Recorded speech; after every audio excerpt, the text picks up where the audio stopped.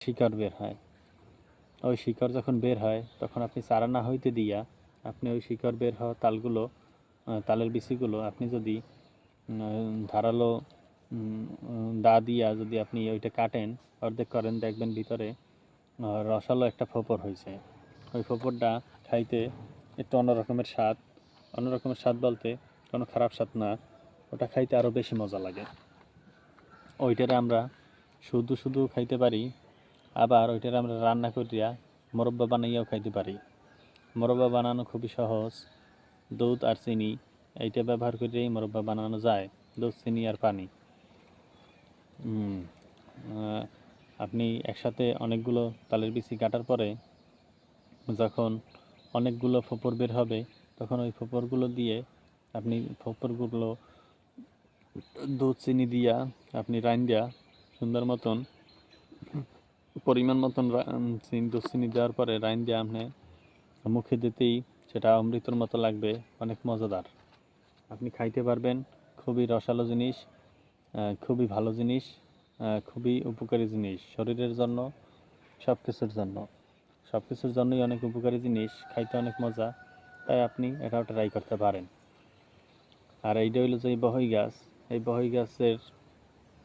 বহই গাছের পাতাটা এই যে এটা এক ধরনের আলযুক্ত হওয়ার কারণে এইটা যদি আপনার এই যে চামড়ায় যদি লাগে তাহলে এই আলগুলো এই চামড়ার ভিতরে গেঁথে যাবে, এবং গেঁথে যাওয়ার কারণে আপনার চুলকানি একটা ভাব আসবে, মানে চুলকাইবে, আপনার শরীর চুলকাইবে।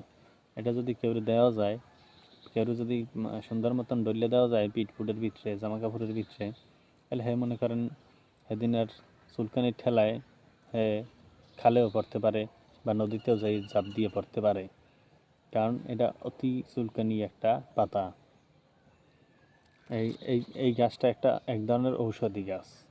এই গাছটাও কিন্তু এক ধরনের ঔষধি গাছ। এই গাছটার ফল যদি আপনি খান, আপনার ডায়াবেটিস রোধ করবে, ডায়াবেটিস হইবে না। এবং আপনার অনেকের আছে মানুষটা একটু আনে কিন্তু পেটটা অনেক বড়, একই লেগায় অতিরিক্ত চর্বি হয়, লেগা এই চর্বিও কাটাই হেলাই দেবে এই ডায়াবেটিস ফলে, মানে এই বহই ফলটা খাওয়ার অনেক সিস্টেম আছে। এটা রান্না করে খায়, আবার পাকলে পরে জুস বানাইয়াও খাইতে পারেন। চিনি টিনি দিয়া ব্লেন্ডার করিয়া সুন্দর জুস বানাইয়াও খাইতে পারেন। এই বহই গাছ এমনি আগান বাগানে থাকে, কারণ এই বহই ফল পাখিতে অনেক পছন্দ করে। এই পাখিতে যখন এই বহই ফলটা পাকে তখন পাখিতে পাকা ফলটা পছন্দ করে, এবং পাকলে পরে বিচিগুলো ভিতরে অনেক বিচি